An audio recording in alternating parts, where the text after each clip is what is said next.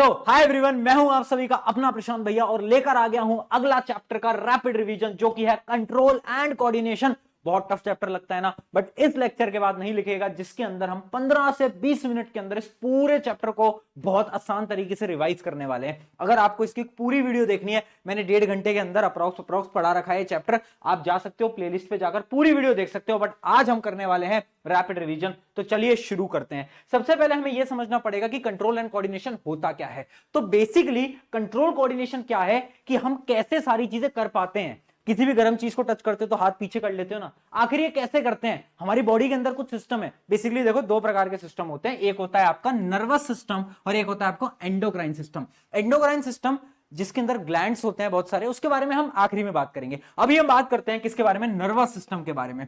Nervous system होता है दो प्रकार का, एक होता है सेंट्रल नर्वस सिस्टम जिसको हम बोलते हैं प्यार से सीएनएस, और एक होता है आपका पेरिफेरल नर्वस सिस्टम जिसको हम बोलेंगे पीएनएस।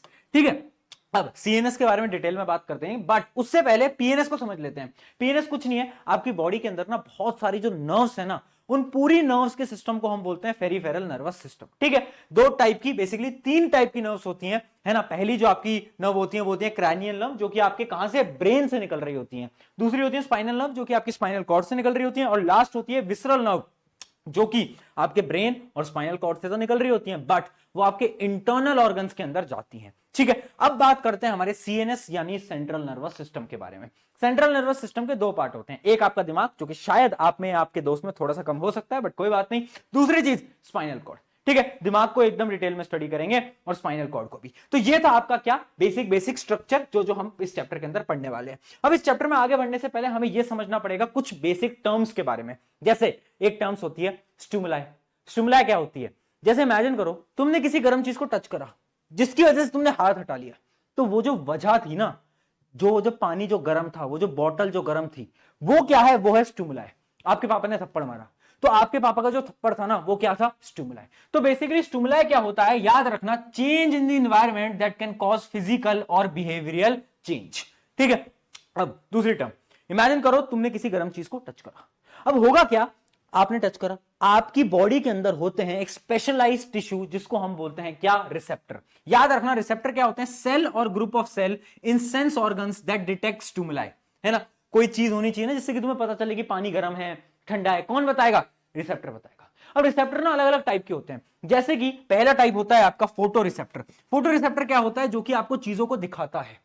आप बहुत सारी चीजों को देख पा रहे हो ना आज के टाइम पे कि कलर क्या है, लाल रंग, पीला रंग, किसकी वजह से, फोटो रिसेप्टर, जो कि आपकी आंखों के अंदर होता है। अगला होता है फोनो रिसेप्टर, कान के अंदर, जिससे आप सुन पाते हो। अगला होता है थर्मो रिसेप्टर, जिससे कि तुम फील कर पाते हो गर्म है, ठंडा है, वो सब।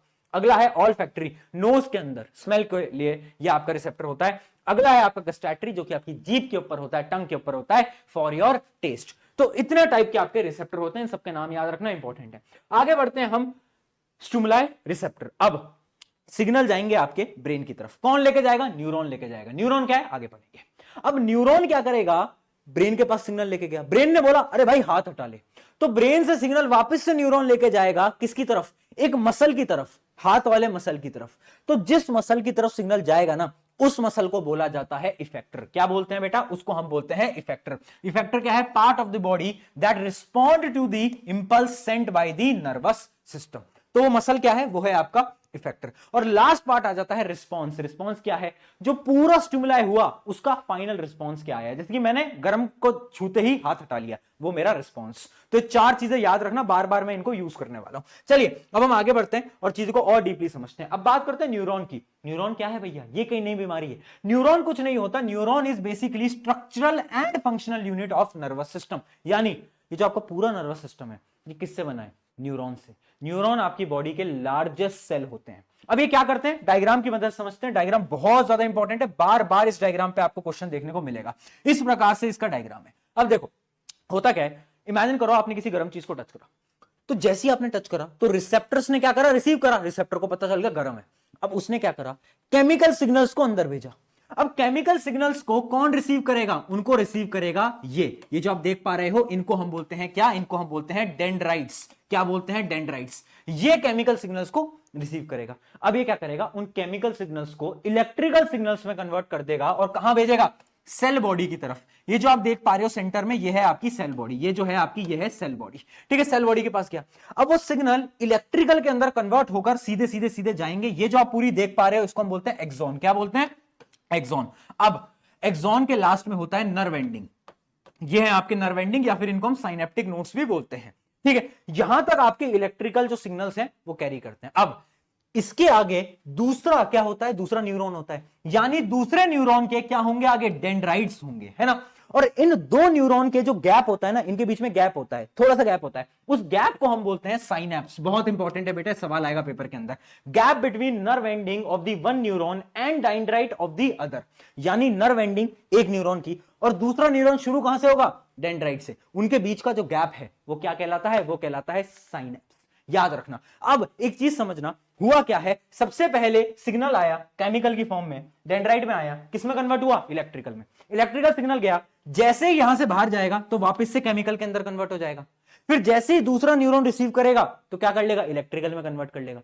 तो ये जो केमिकल इलेक्ट्रिकल इलेक्ट्रिकल, ये जो पूरा प्रोसेस है इसको हम बोलते हैं बेटा नर्व इंपल्स। क्या बोलते हैं? नर्व इंपल्स, ठीक है। अब एक चीज और मैं आपको बता देता हूं, एक अपनी टर्म होती है न्यूरोमस्कुलर जंक्शन। न्यूरोमस्कुलर जंक्शन क्या होता है, ध्यान समझ लेना, ये भी इंपॉर्टेंट है। देखो, इमेजिन करो आपने किसी गर्म चीज को टच करा, अब न्यूरॉन ने सिग्नल ब्रेन के पास लेके गया, ब्रेन ने बोला हाथ हटा लो, तो ब्रेन सिग्नल कहां भेजेगा?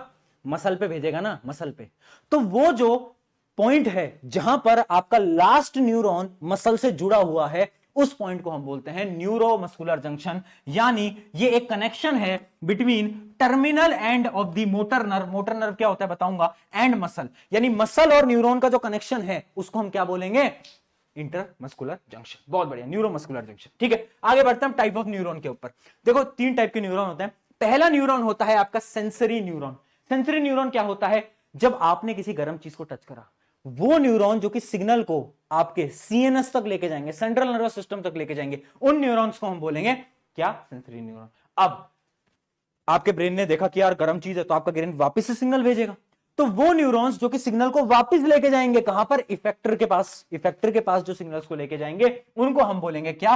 Motor neuron. और रिले न्यूरॉन क्या होते हैं? जो कि इन दोनों न्यूरॉन्स को क्या करते हैं? कनेक्ट करते हैं। तो सेंसरी और मोटर को कनेक्ट कौन करता है? आपका रिले न्यूरॉन, या फिर इसको इंटर न्यूरॉन भी बोलते हैं, कंफ्यूज मत होना, ठीक है। यहां तक न्यूरॉन की पूरी कहानी समाप्त होती है। अब तीन टाइप के एक्शंस होते हैं, एक होता है आपका वॉलंटरी, एक होता है इनवॉलंटरी, एक होता है रिफ्लेक्स। डिफरेंस समझ लो, इंपॉर्टेंट है।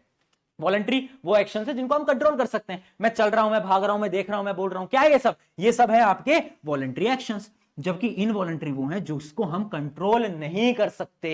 और रिफ्लेक्स एक्शन क्या है? जो कि एक फास्ट एक्शन है। यानी मैंने किसी गर्म चीज को जब टच करा तो बड़े ही कम सेकंड के अंदर मैं हाथ हटा लेता हूं, तो वो क्या था? वो था रिफ्लेक्स एक्शन। जबकि मेरा दिल धड़क रहा है, क्या मैं रोक सकता हूं? क्या मैं कंट्रोल कर सकता हूं? नहीं कर सकता। उन एक्शंस को हम बोलेंगे इनवॉलंटरी। तो इनवॉलंटरी और रिफ्लेक्स एक्शन में एक डिफरेंस है।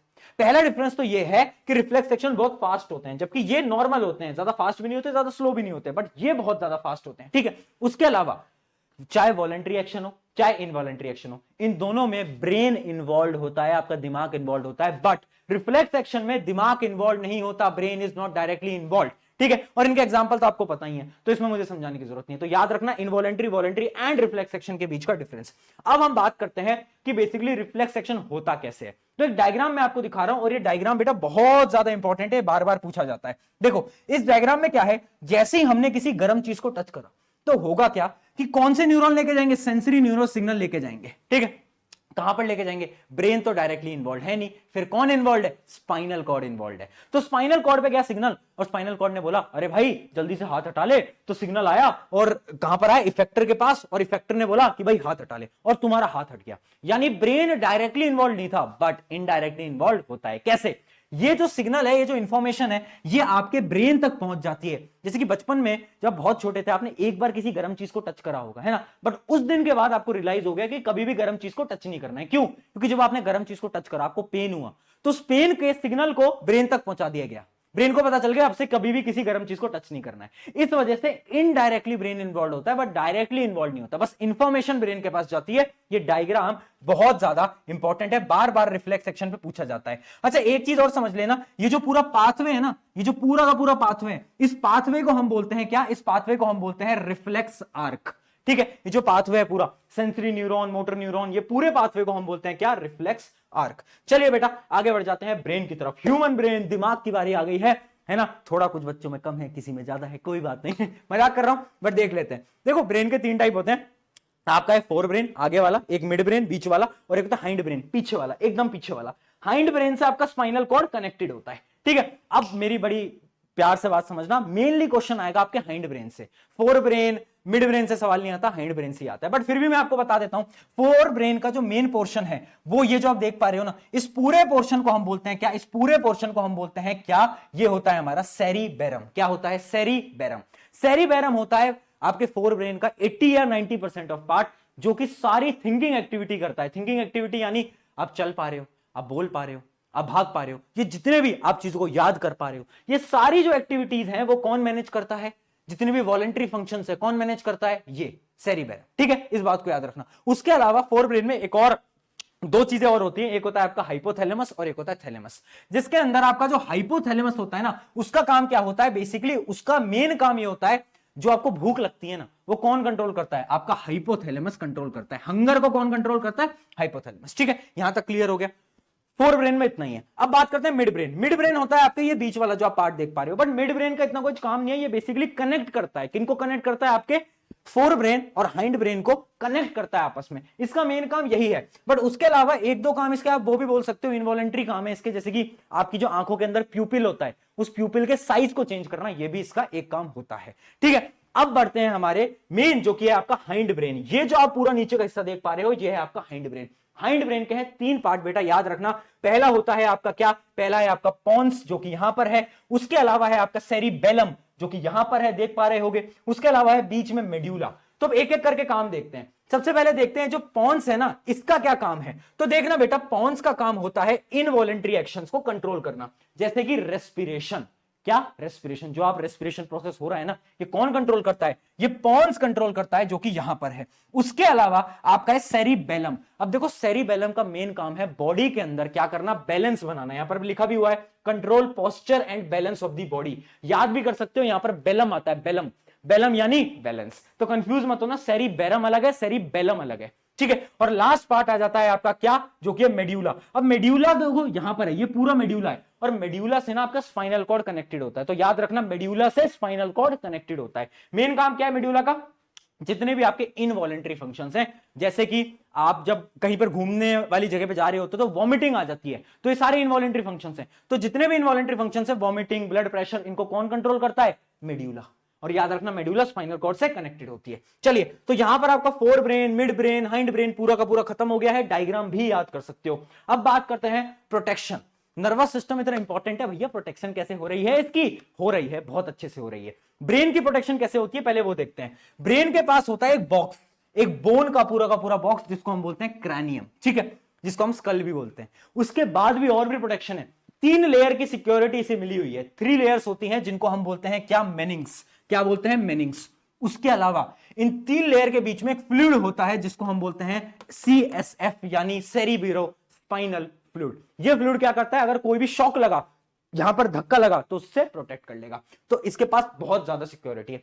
सिमिलरली स्पाइनल कॉर्ड को भी बहुत सिक्योरिटी दी गई है, क्योंकि स्पाइनल कॉर्ड के पास क्या है, उसके पास भी मेनिंग्स है, यानी लेयर है, बहुत सारी लेयर्स हैं। उसके अलावा बोन्स हैं, बोन्स होती है ना, आपको पता है ना, आपकी रीढ़ की हड्डी, बैकबोन, बहुत सारी बोन्स के कॉलम्स होते हैं, जिनको हम वर्टिब्रल कॉलम भी बोलते हैं, पता है ना। तो बोन्स भी है, मेनिंग्स भी है, यानी ब्रेन और आपकी क्या, स्पाइनल कॉर्ड, दोनों के पास बहुत अच्छी खासी सिक्योरिटी है। ये क्वेश्चन बार बार पूछा जाता है कि ब्रेन और स्पाइनल कॉर्ड को कैसे सिक्योर किया जाता है। अब हम बढ़ रहे हैं आगे, किसके ऊपर, हमारे ग्लैंड्स के ऊपर। अब हम आ गए हैं एंडोक्राइन और एक्सोक्राइन ग्लैंड्स के ऊपर।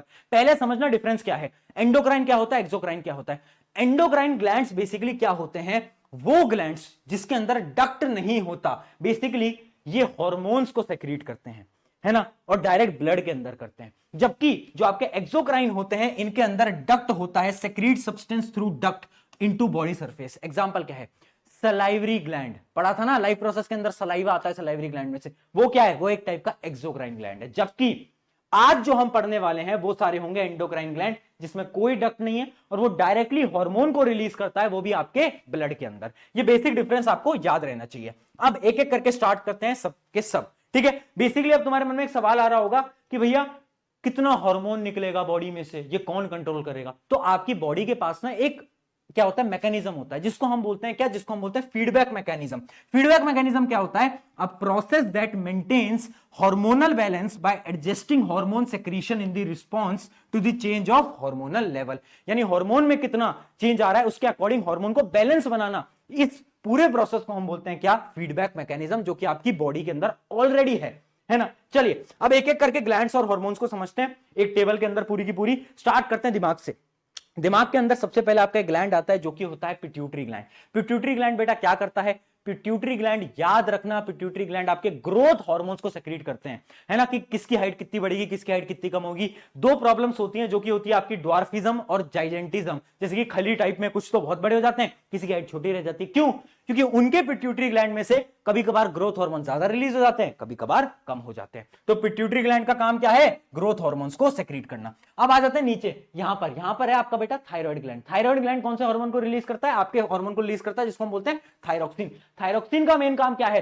थायरोक्सिन का मेन काम है regulates metabolism of carbohydrates, fats and protein, है ना। और याद रखना, आपकी बॉडी के अंदर कितना थायरोक्सिन आएगा वो डिपेंड करता है कि आपकी बॉडी के अंदर आयोडीन कितना है ना। अगर आपकी बॉडी के अंदर आयोडीन कम है तो थायरोक्सिन कम रिलीज होगा, और अगर थायरोक्सिन कम रिलीज हुआ ना तो पता है क्या होगा? एक बीमारी होती है गोएटर, जिसके अंदर गला सूज जाता है, वो वाली बीमारी आपको भी हो सकती है। इस वजह से बोलते हैं नमक आयोडीन वाला खाना चाहिए। आगे बात करते हैं पैराथॉर्मोन। पैराथॉर्मोन कुछ नहीं है, ये पैराथायरॉइड ग्लैंड होता है आपके थायराइड ग्लैंड के नीचे, और ये एक हार्मोन रिलीज करता है जिसको हम बोलते हैं पैराथॉर्मोन। और ये जो हार्मोन होता है ये पता है क्या करता है? इसका मेन काम होता है regulates calcium and phosphate level in the blood. Blood के अंदर कितना कैल्शियम है, फॉस्फेट है, उस लेवल को बैलेंस करता है। अब आ जाते हैं हम और नीचे। यहां से हम और नीचे आए तो हमने देखा क्या? Thymus gland. थाइमस होता है आपके चेस्ट के बीच में। थाइमस ग्लैंड क्या करता है? आपको इम्यूनिटी प्रोवाइड करता है। जब आप छोटे होते हैं ना, थाइमस ग्लैंड बड़ा होता है, बट जैसे जैसे आप बड़े होते जाते हो आपको इम्यूनिटी की नीड कम होती जाती है, वैसे वैसे थाइमस ग्लैंड जो होता है वो छोटा होता जाता है और बड़ी एज के अंदर एकदम श्रिंक कर जाता है। अगला देखते हैं आपका पेनक्रियास। और नीचे गए तो पेनक्रियास। पेनक्रियास के अंदर क्या होता है? ध्यान से समझ लेना, पेनक्रियास के अंदर दो हार्मोन है, एक है आपका इंसुलिन और एक है आपका ग्लाइकोजन। इंसुलिन क्या करता है? ब्लड शुगर को कम करता है। ग्लाइकोजन क्या करता है? ब्लड शुगर को इंक्रीज करता है। याद रखना, और ये बैलेंस बहुत इंपॉर्टेंट है। और अगर आपका ब्लड शुगर बढ़ जाता है तो आपको क्या बीमारी हो जाती है?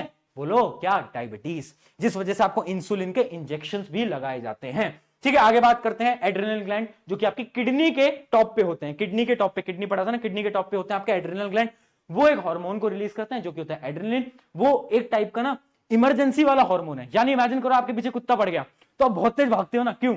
उस टाइम पे आपके एड्रेनलिन हार्मोन रिलीज हो जाते हैं, जिसकी मदद से आपके पास बहुत ज्यादा एनर्जी आ जाती है, आपकी हार्ट बीट फास्ट हो जाती है।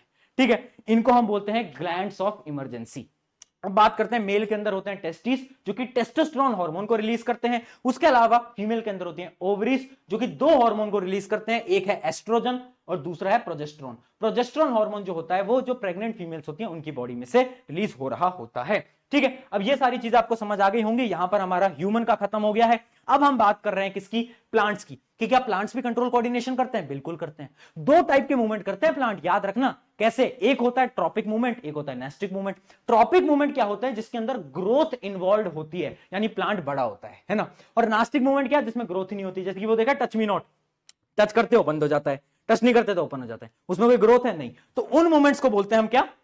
Nastic movement. अब ट्रॉपिक मूवमेंट के कुछ टाइप होते हैं, जैसे कि फोटोट्रॉपिज्म। फोटोट्रॉपिज्म क्या है? ध्यान से समझना, फोटोट्रॉपिज्म वो है, वो टाइप का ट्रॉपिक मूवमेंट जिसके अंदर स्टिमुलाई क्या है? स्टिमुलाई है आपकी लाइट। स्टिमुलाई यानी जिसकी वजह से ग्रोथ हो रही है। तो यानी अगर मेरे प्लांट की ग्रोथ लाइट की वजह से हो रही है तो उसको मैं बोलूंगा फोटोट्रॉपिज्म। अब ये भी दो टाइप का हो सकता है, या तो पॉजिटिव या तो आपका नेगेटिव। पॉजिटिव यानी उसकी तरफ, यानी लाइट अगर ऊपर है तो प्लांट भी ऊपर ग्रो कर रहा है। नेगेटिव यानी अगर लाइट ऊपर है तो प्लांट नीचे ग्रो कर रहा है। सिमिलरली आपका एक और होता है जो कि हाइड्रोट्रोपिज्म, यानी पानी की तरफ ग्रो करना या तो पानी के अपोजिट ग्रो करना। उसके अलावा जियोट्रोपिज्म, यानी ग्रेविटी की तरफ ग्रो करना या तो ग्रेविटी के अपोजिट में ग्रो करना। उसके अलावा केमोट्रोपिज्म, कुछ केमिकल चेंजेस के या तो साथ में ग्रो करना या तो उनके अपोजिट में ग्रो करना। उसके अलावा थिग्मोट्रोपिज्म, थिग्मो यानी होता है टच। आपने देखा है मनी प्लांट, मनी प्लांट के आप बगल में आप एक डंडी लगाते हो, उसके साथ साथ वो ग्रो कर जाता है, वो क्या है, वो एक टाइप का थिग्मोट्रोपिज्म है। यानी कुछ प्लांट्स ऐसे होते हैं जो कि टच के साथ साथ ग्रो करते हैं या तो टच के अपोजिट में ग्रो करते हैं। इनके अंदर स्टिमुलाई टच होना चाहिए। ठीक है, आई होप ये क्लियर हो गया ट्रॉपिक मूवमेंट के 5-6 टाइप। अब बात करते हैं nastic movement. Nastic movement basically 2 type है, थिग्मोनेस्टी और क्या है, फोटोनेस्टी। थिग्मोनेस्टी क्या है, यहां पर स्टिमुलाई क्या है, टच। थिग्मो का मतलब तो वही है ना, टच, यानी वो मूवमेंट जैसे कि हमारा वो टच मी नॉट प्लांट होता है ना, जिसको हम बोलते हैं क्या, मिमोसा पुडिका, ये इसका साइंटिफिक नेम है। इसको टच करते हो तो क्या हो जाता है, बंद हो जाता है, वरना ओपन हो जाता है। उसके अलावा फोटोनेस्टी, जैसे कुछ फ्लावर्स होते हैं, एग्जांपल याद रखना बेटा, डैंडेलिन का एक फ्लावर होता है, वो क्या करता है, प्लांट की तरफ, जैसे कि मान लो उसका एक वो है फूल है, तो जब सनलाइट होती है, सनलाइट की तरफ वो ओपन हो जाता है और सनलाइट जाते ही वो बंद हो जाता है। तो ये होता है आपका क्या, फोटोनेस्टी, वो मूवमेंट जिसके अंदर ग्रोथ इन्वॉल्व नहीं है। ठीक है, इनके बीच में डिफरेंस भी आपको मैंने बता ही दिया है कि जो नेस्टिक मूवमेंट होता है, याद रखना, वो फास्ट होता है, जबकि आपका ट्रॉपिक मूवमेंट स्लो होता है। ट्रॉपिक मूवमेंट रिवर्सेबल नहीं होते, जबकि ये तो रिवर्सेबल होते हैं। चलिए अब बढ़ जाते हैं हमारे आखिरी टॉपिक की तरफ, जो कि है क्या, जो कि है हमारा हार्मोन्स इन प्लांट्स, जिनको हम बोलते हैं क्या, फाइटो हार्मोन्स, है ना। प्लांट हार्मोन्स को हम फाइटो हार्मोन्स भी बोलते हैं, क्यों, क्योंकि प्लांट को भी तो ग्रोथ करनी है, प्लांट को भी तो बड़ा होना है, तो कुछ हार्मोन्स है ना, कुछ ग्रोथ हार्मोन्स है, कुछ ग्रोथ को रोकने वाले हार्मोन्स भी हैं। तो पहले देखते हैं ग्रोथ हार्मोन्स क्या है। बेसिकली प्लांट को चाहिए क्या, या तो प्लांट्स के सेल को डिवाइड होना है, या तो प्लांट को बड़ा बनना है, यही तो करना है प्लांट को। तो कुछ हार्मोन के नाम याद रखना। पहला हार्मोन होता है आपका क्या, ऑक्सिन। ऑक्सिन क्या करता है, पहली चीज, ऑक्सिन जो होता है आपके प्लांट के जो स्टेम होता है उसकी टिप पे होता है, या तो रूट जो होता है उसकी टिप पे होता है। क्यों, क्योंकि ये स्टेम और रूट की जो लेंथ है उसको इंक्रीज करने में मदद करता है, यानी ये करता है क्या, सेल एनलार्जमेंट, लेंथ को बड़े करने में। इसका मेन काम क्या है, सेल एनलार्जमेंट। और कहां प्रेजेंट होता है auxin, tip of stem and root. अगला देखते हैं गिबरेलिन। गिबरेलिन भी इंक्रीज कराता है, बट इसका मेन काम क्या है, ये ना सेल डिवीजन में भी मदद करता है ना, सेल को डिवाइड करने में मदद करता है। ऐसे समझ लो कि गिबरेलिन ना ऑक्सिन की मदद से ही प्लांट को ग्रो करवाने में मदद करता है। तो बेसिकली, और इसका एक काम और है इंपॉर्टेंट, जो कि है क्या, इसका मेन काम है ब्रेकिंग दी सीड डोरमेंसी, यानी सीड जर्मिनेशन। बीज उगाते हो ना, बीज से पौधा उगता है ना, उस प्रोसेस को क्या बोलते हैं, सीड जर्मिनेशन। तो जो सीड जर्मिनेशन है उसमें कौन मदद करता है, यही तो मदद करता है।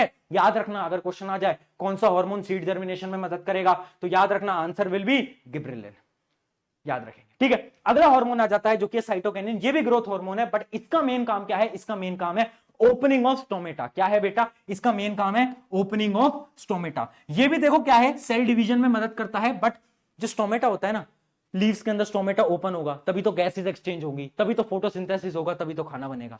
तो यानी प्लांट की ग्रोथ में मदद करा रहा है, कौन करा रहा है, आपका यह है साइटोकिनिन। तो याद रखना, साइटोकिनिन का मेन काम क्या है, स्टोमेटा। गिबरेलिन का क्या हो गया, सीड जर्मिनेशन। और ऑक्सिन का क्या हो गया, ऑक्सिन का मेन काम हो गया स्टेम और रूट की लंबाई को इंक्रीज करवाना। अब देखते हैं एबिसिसिक एसिड, एबीए बोलते हैं, ये ग्रोथ को रोकने में काम आता है ना। ये सीड की डोरमेंसी को प्रमोट करता है। अबे वर्ड याद रख लेना, डोरमेंसी। डोरमेंसी क्या होता है कि जैसे सीड जर्मिनेशन होता है ना, उसका उल्टा होता है डोरमेंसी। अब सीड को बो और सीड उगे ना, तो उस प्रोसेस को हम बोलेंगे क्या, डोरमेंसी ऑफ द सीड। तो यानी ये क्या हेल्प करता है, ये हेल्प करता है डोरमेंसी में सीड की। उसके अलावा ये ग्रोथ को रोकता है, प्लांट को बड़ा नहीं होने देता, है ना। और भी सारे पॉइंट्स लिखे हैं इसके अंदर, क्लोजेस द स्टोमेटा, स्टोमेटा को क्लोज करने के काम आता है। ये सारे काम किसके हैं, ये सारे काम है आपके एबीए के। ठीक है, एब्सिसिक एसिड। अब एक और आ जाता है आपका, जिस हार्मोन को हम बोलते हैं इथाइलिन। क्या बोलते हैं, इथाइलिन, है ना। इथाइलिन एक गैस है एक टाइप की, बट ये भी एक हार्मोन है। ये क्या काम करता है, ये काम करता है राइपनिंग ऑफ फ्रूट। आपने देखा होगा, आप जब एक आम को लाते हो, इमेजिन करो आप हरे आम को ला रहे हो और उसको आप घर पे लेकर आए और आपने अगर कागज में लपेटा, कुछ दिन बाद वो हरा आम किस में बदल जाएगा, येलो आम में बदल जाएगा, पक जाएगा। क्यों, क्योंकि आपने उसके ऊपर कागज लपेट दिया, उसके अंदर से इथाइलिन गैस आती है। इथाइलिन गैस अंदर ही है, और इथाइलिन गैस क्या मदद करती है, इथाइलिन गैस मदद करती है राइपनिंग के अंदर, यानी पक जाने के अंदर। तो आपके जो फ्रूट्स होते हैं वो राइप किसकी मदद से करते हैं, इथाइलिन गैस की मदद से। तो याद रखना, इथाइलिन गैस भी एक टाइप का हार्मोन है जो कि राइपनिंग ऑफ फ्रूट के अंदर काम आता है। कोई भी फ्रूट अगर आपको क्या करना है, राइप करवाना है, किसकी मदद से कराओगे, इथाइलिन की मदद से आप करवा रहे होगे।